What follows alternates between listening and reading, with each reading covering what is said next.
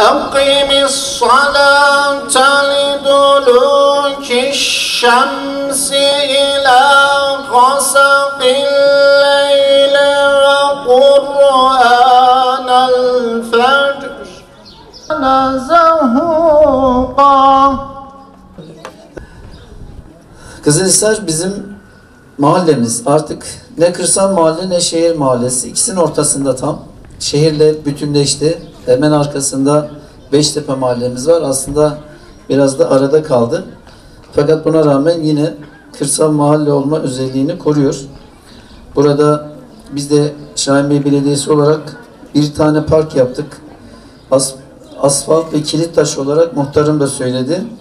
172.000 metrekare asfalt ve kilit taşı çalışması yapmışız Kızılhisar mahallemize.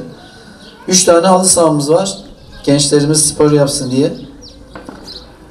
Yine 120'ye yakın bank göndermişiz. Oyun grubumuz, kondisyon aletlerimiz var. Ve yine 7 kilometre arazi yolu ayrıca bakım ve onarımı yapıldı. Bu mahallemizden bizden yardım alan ailelerimiz var. Yine 4 ailemiz küçükbaş, 4 ailemizde küçük büyükbaş hayvan desteğinden faydalanmış. 74 tane de şefkat karttan destek alan ailemiz var. Demek ki muhtarım burası hem zengin hem fakir.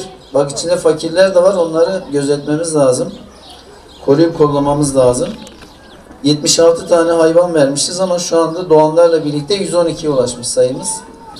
Ayrıca yeni desteklerimiz var bu yıl. Fide desteğinde bulunacağız. Domates, biber, patlıcan, kavun, bir de salatalık. 12.301 adet önümüzdeki ay inşallah dağıtımına başlayacağız.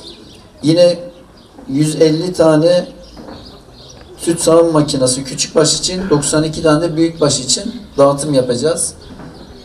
Satın almasını gerçekleştirdik. Yakında dağıtım başlayacak. Kızılhisar Sosyal Tesisimiz hem erkek alt katı erkek taziye salonu var. Üstte bayan taziye salonu var. Bir tane dersliğimiz var. Peki çok teşekkür ediyorum. Hepinizi saygıyla muhabbetle selamlıyorum. Hayırlı uğurlu olsun. Ya Allah, bismillah.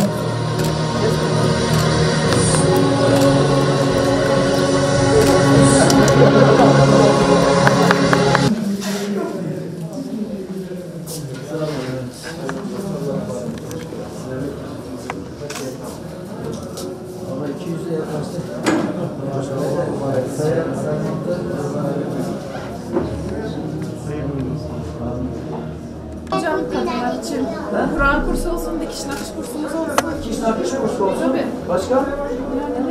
Kur'an kursu. Şöyle.